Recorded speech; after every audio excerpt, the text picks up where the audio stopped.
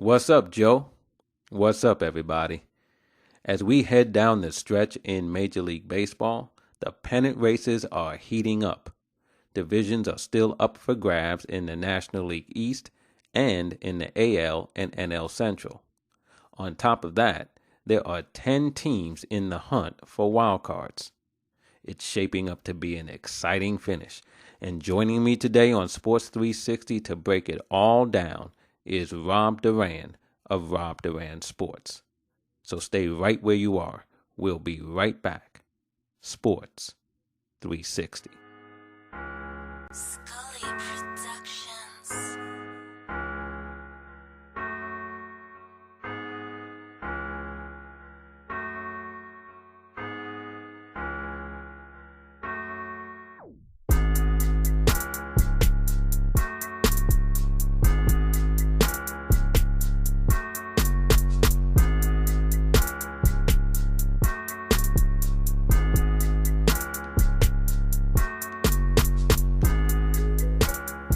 Today on Sports 360, I am joined by Rob Duran of Rob Duran Sports. Starting today, Rob will join us each week to talk about the pennant races as we head down the stretch in this Major League Baseball season. Rob, thanks for coming on the show. How are you today?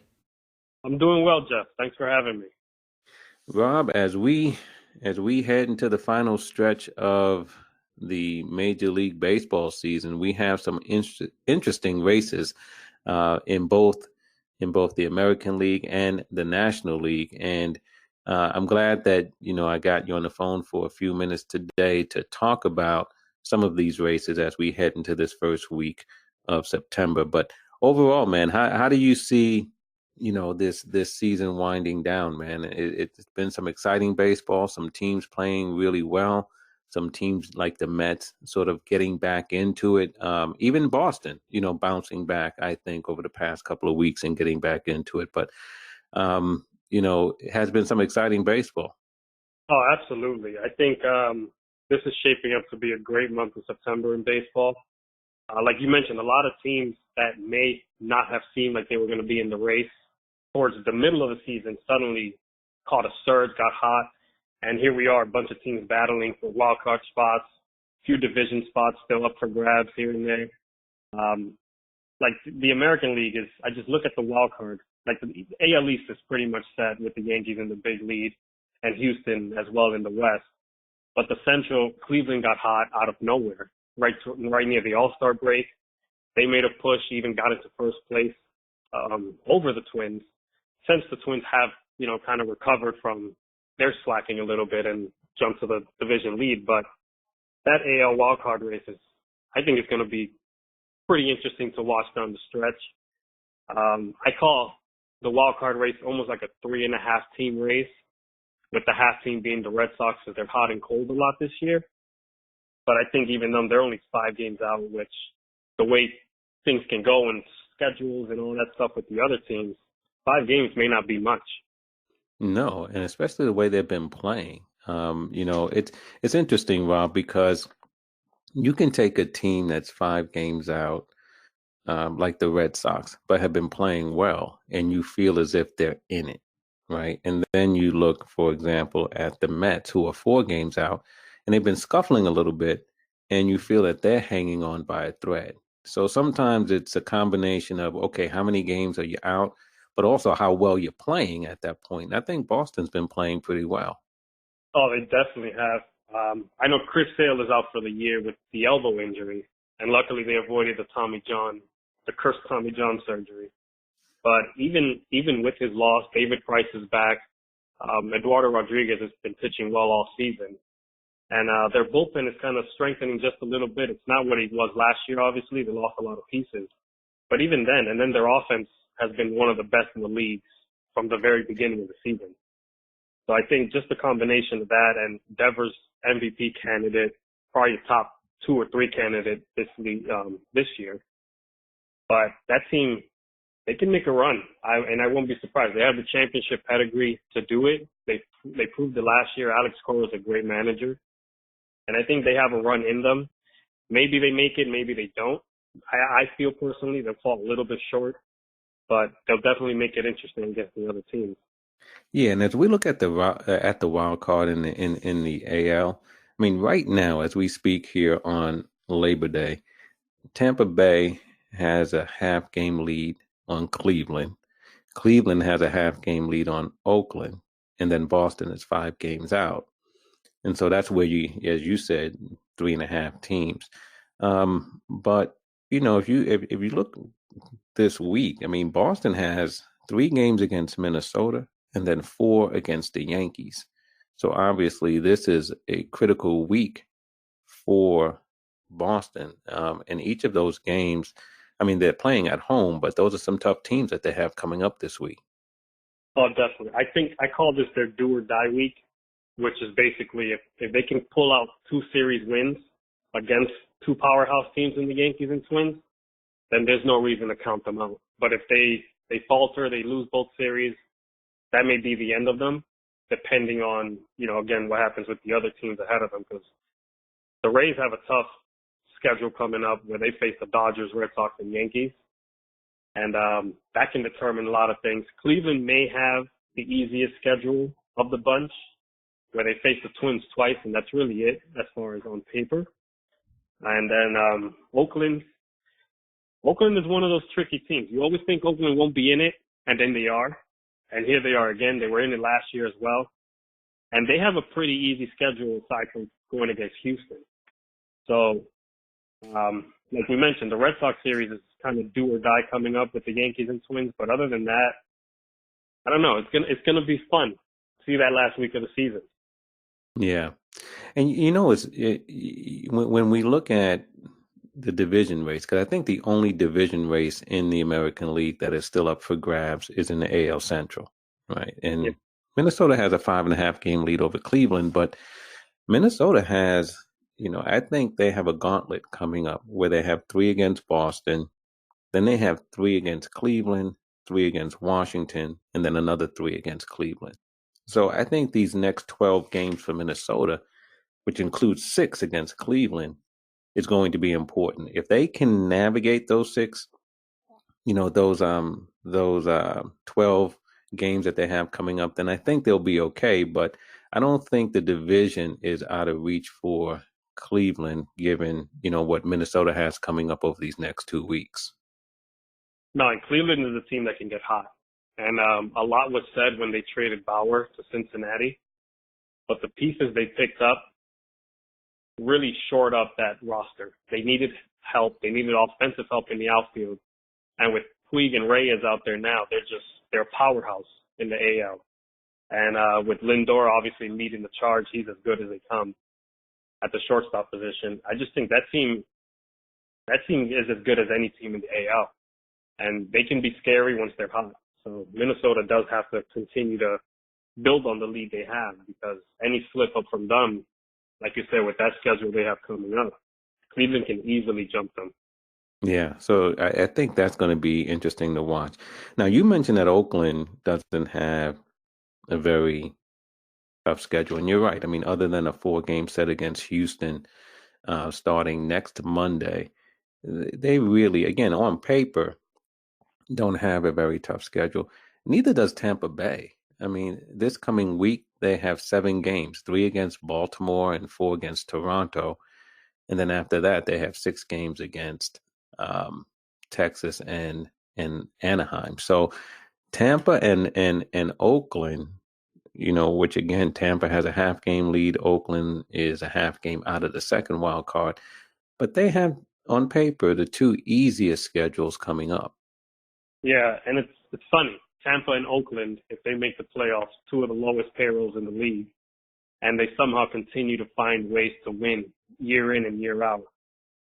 And that'll be just an amazing thing to see in baseball in general. Just having those 2 teams where they don't necessarily have, I guess you can say, like the superstar talent that most of these other teams have. You see the Yankees loaded roster, Red Sox loaded roster, Dodgers, etc. And to see those 2 teams fighting it against the big dog, so to speak, in September, going into the playoffs in October, I think that's a great thing to see. Yeah, it is. And Tampa has been there all year.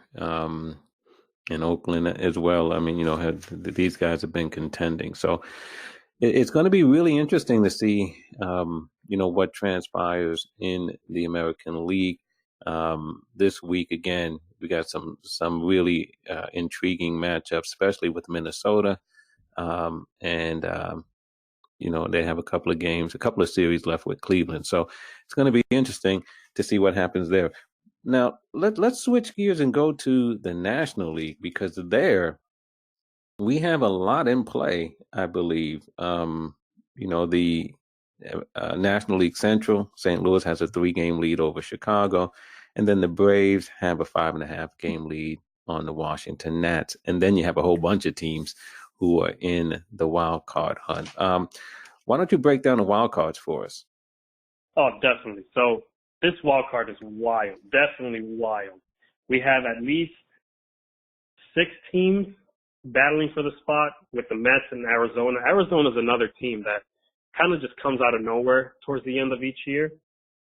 And they're making a push. They're only 3.5 out from the second wild card spot. I know the Nationals right now, they have a nice lead in the wild card, 4.5 over the Cubs.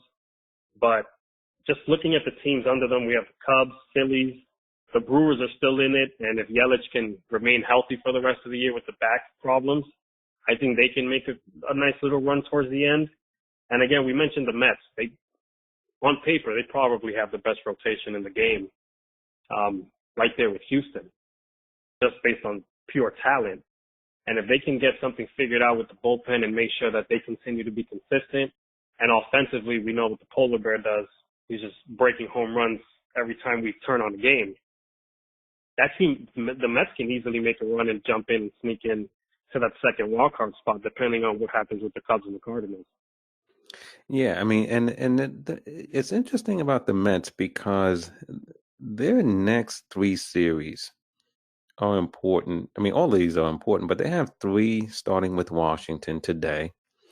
Then they go home and they have 3 with Philadelphia. And then they have 4 with Arizona. And Arizona right now is a half game in front of the Mets. So the Mets have an opportunity right now to make up ground on those teams that are ahead of them in the wild cards, primarily Philadelphia and Arizona, because they're going to go against them head to head. But then after that Arizona series, they have a series against the Dodgers. So the Mets have a little bit of a gauntlet coming up as well. Yeah, and to be honest, that Dodgers series, depending on what's going on as far as home field advantage, the Dodgers may decide to rest some of their regulars, and the Mets can take advantage of that series. And as far as them going against, the teams in front of them, the Mets team, one thing I've noticed this year is when you think they're out, they suddenly get hot, and they can pull off an 8-2 in their last 10 games kind of thing. So I think that's definitely a team to look out for. They're struggling a little bit now, but just like they're struggling now, they can suddenly get hot and pull off a quick win streak. Yeah, I tend to agree with that. It's like when you feel like they're done, and then they seem to kick it into a gear. I think that recent 6-game losing streak, it's hard to lose 6 games, Rob, when you're battling for a playoff spot, 6 games in a row, but we'll see if they can overcome that. Now, we talk about schedules. Do you know Arizona plays San Diego 9 times between today and the end of the season? They have 3 series against the San Diego Padres. And then they have 2 against Cincinnati, 1 against Miami, and, they have that series against the Mets and 1 with St. Louis. But again, I don't want to overemphasize it, Rob, because we know that sometimes playing those second-tier teams, those teams that are out of it, become some of the toughest games for teams that are contending for a playoff spot. So we don't want to make it seem like it's an automatic win. But again, when you look at strength of schedule, Arizona seems to have a very favorable schedule coming down the stretch. Yeah, and like I said earlier, they're a team that you don't realize they're still in the race. And somehow they're there every year. And even the past few years, they've kind of snuck up on the Dodgers and whoever else is in front of them and kind of try to sneak into the playoffs or even make the playoffs. And, they traded away Zach Greinke. And at that point, you thought maybe they're throwing in the white towel. Yet here they are again, fighting. And like you said, strength of schedule. I don't know. If it's an easy one coming up for them. So I don't know, man. This NL wild card, it definitely, I think, in my opinion, it'll go down to the very last game of the season.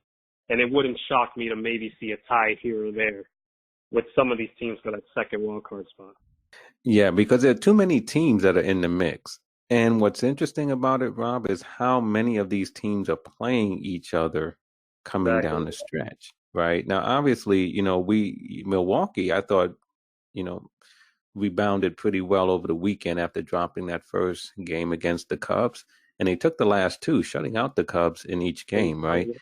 And so that was important. And, Milwaukee has a 2-game set against Houston this week, followed by a 4-game set with the Cubs at home. So, they obviously have an opportunity, being right now 3 games behind Chicago, to close the gap coming up this very week. Yeah, and to be honest, a team like the Cubs, they scare me the most in terms of how they can quickly fall off. And I think we've seen their roller coaster season all year this year, where they haven't yet established themselves, I think, as a team, that you can't sleep on. And I think coming into the stretch here in September, they're the one team that I look at and I'm like, I'm not so sure they can hold on. I think eventually maybe they do get in, but those teams chasing them are hungry, and I feel like they're hungrier than the Cubs, even with the amount of talent the Cubs have on their roster. Yeah, and I got to tell you, Nick Castellanos has really been phenomenal following his acquisition from Detroit. Yeah, I mean, he has the Cubs have a very potent lineup, but they have been an enigma to me. And I think that's what you were suggesting as well, that they are that type of team, until their series against the Mets, they were struggling on the road. And then they came into New York and they swept that 3-game series, but they haven't been playing well on the road all year.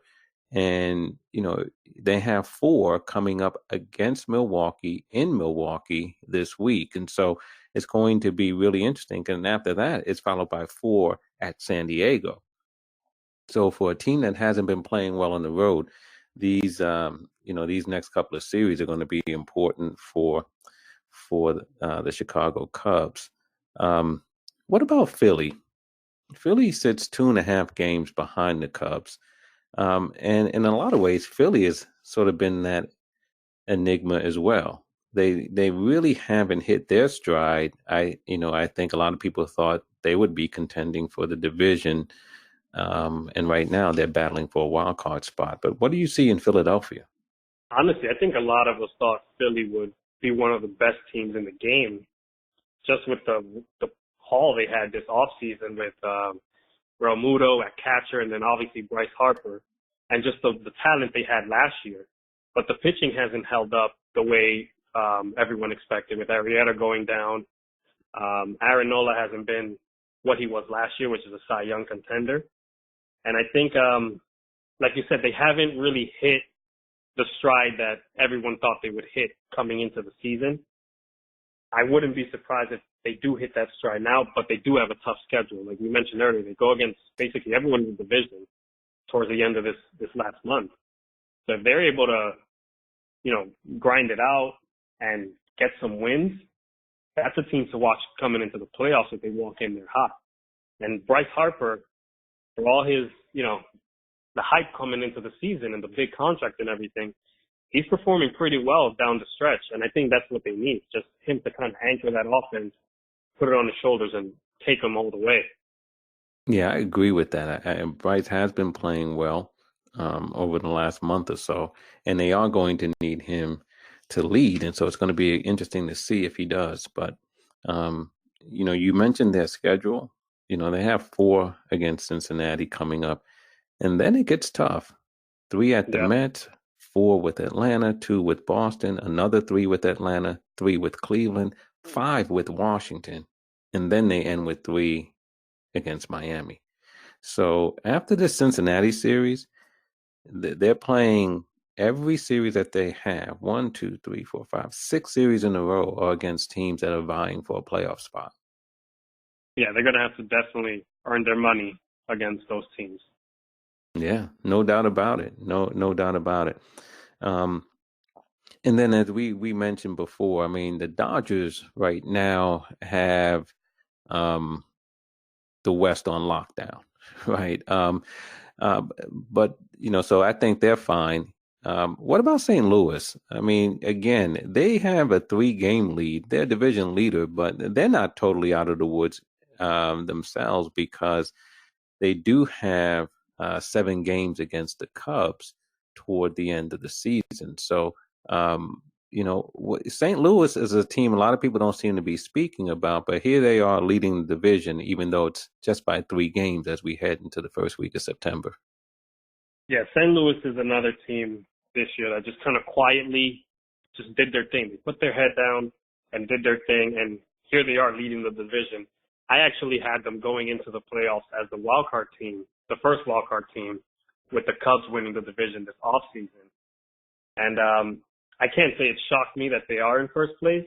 It's kind of what the Cardinals are about. They just kind of, like I said, they put their head down. They grind it out. They get their wins no matter who's on the roster, it seems like. And, they do have some tough games. They have to beat the Cubs in order to maintain that division lead, obviously. And I think the big thing for them, they have to win the division, I think. I think once they get into that wild card situation, it'll get tricky for them, because those teams behind them have something so much more to play for, and they're literally fighting for their playoffs lives. So I think St. Louis is a team that has to hold on to that division race to really get things going in the playoffs and actually make the playoffs. Yeah, I agree with that. And so, Rob, as we head into this week, I think the series to be watching in the American League would be Minnesota against Boston, and followed up by Minnesota and Cleveland. I think those are sort of the marquee matchups in the American League as far as the playoff contenders are concerned. And then Boston also has a series against the Yankees, and I think that's worth obviously keeping an eye on this week as well. So there are some key series this week in the American League, and of all these teams, obviously Boston has the least margin of error. Oh, definitely. And like I said, this is their do or die week. I think if they can pull something off against the Twins, they go into the Yankee series with momentum. And who knows what can happen at Fenway. We've seen crazier things happen at Fenway. So, I wouldn't count the Red Sox out just yet. I know I jokingly kind of gave them the half team in my 3.5-team wildcard race, but they can be as tough as anyone to beat in this entire league if they get things going and they're hot. And a lot of it has to do with their pitching. Their offense I'm not worried about at all. It's their pitching that really has to, keep that team afloat and make sure that they're in games. They're in late in games and stuff like that. Yeah. And then switching over to the National League, this week, if we look at the Mets, who are right now the last team in contention for a wild card spot among the 4 or 5 that are there, this week is important as well for them, with series against Washington and Philadelphia. Milwaukee, series against Houston and Chicago, and obviously Chicago, going into Milwaukee has to show that they can, win on the road. So I think those are some series we want to keep a close eye on, because Milwaukee has it tough. We haven't really talked about that, but that 2-gamer against Houston followed by 4 against Chicago, if they win those games, they can make up some ground. But man, that's a tough little stretch right there. It's definitely tough, and those 2-game series are tricky. And we see a lot of teams go into 2-game series, and they split or they lose those 2, and people think, it's not a big deal. There's only 2 games, but in September, those 2 games can mean making the playoffs and not, especially against a team like Houston. And they have Greinke going against them tomorrow, so that'll be interesting to see. And then going up to the Mets and the Nationals, we got a good one with Scherzer and DeGrom going at it. So we're hoping for low scoring there. So we'll see how that goes. But again, those, the Mets and Nationals going at it, that's huge for the Mets if they can pull a series win there. Right. So yeah, I mean, I'm just excited, man, as we come down the stretch. Let me ask you a question though. Generally now, when we talk about the wild cards and everything else, because there has been some talk among general managers that that getting the wild card doesn't have as much value. Especially, I mean, we heard this around the trade deadline, right? That there were some teams that were reluctant to make a move because the one game wild card didn't seem a big enough payoff for them to perhaps part with some assets. What do you think about that? That's tough because the goal is to win the championship. And you have this opportunity now where you have two wild card spots, where before it was just one. And even before that, it was division or bust. But now you have two opportunities to, get into the playoffs. And we've seen teams in the wild card get hot, and maybe they can take that first round. And I don't think we've seen a championship out of the wild card since, I believe, the Royals did so, if I'm not mistaken. But, you have two opportunities for the wild card. Why not go after it? You can beat the team that's in front of you. Like, anything can happen in that one game playoff. I would go all in for it, honestly speaking, if it's me and I'm a general manager of the team. Yeah. Yeah, I mean, I think it's interesting because, you can't compete for a championship if you don't make the postseason. So, the idea that you won't go for it, meaning a postseason spot, um, seems counterintuitive. Sorry, MLB implemented the second wild card for more competition amongst teams. Because if you had just the one wild card spot and you have, for example, we're talking about the Mets that are a few games out, 4 games out, then you kind of say, okay, well, there's 4 teams in front of me and there's only one spot up for grabs. We'll just throw in the White Sox. We'll play for next year. Let's give some young guys a chance to kind of shine and see what we have for next year. But when you have 2 spots, and that second wild card spot is normally the closest one, because sometimes you have the first wild card team that, could be 3-4 games up. But that second wild card spot is the one that everyone's fighting for, because once you're there, now it's, winner takes all from there. So I would, if I'm a team and I have the opportunity to make the playoffs, like I said, anything can happen once you're in. And it's just a matter of you putting your head down and grinding it out. And who knows, you could surprise some teams making it out of the wild card spot. Yeah, I totally agree with that. Totally agree. One other thing before I let you go, Justin Verlander. What are your thoughts? He just threw his third no-hitter of his career yesterday. What are your thoughts about that? Justin Verlander, we thought he was done a couple years ago before Houston picked him up. He had to go through a few injuries, but to me, Verlander is one of the best pitchers I've seen in my lifetime watching baseball. His stuff is nasty, and I don't know what water they drink in Houston, but every pitcher that goes there suddenly becomes a super pitcher. And it's crazy to think at his age, 36, where pitchers are normally declining, their velocity is down, they're starting to struggle. He's getting stronger every year. And this year, he may take the Cy Young, and if it's not him, it's his teammate Cole.